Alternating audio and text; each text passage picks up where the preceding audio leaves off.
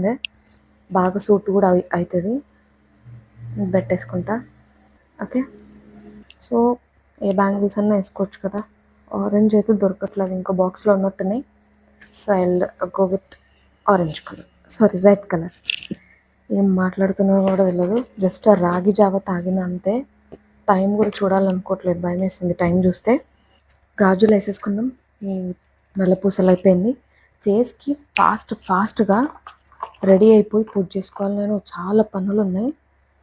ఇది చిన్న kit arrange చేసుకున్నా ఇట్లా, దీంట్లో ఉన్నాయి అవే పెట్టుకుంటా. గ్యాప్స్ ఉంటాయి చాలా నేను మాట్లాడుతుంటే, చూసేవాళ్ళు కొంచెం భరించండి.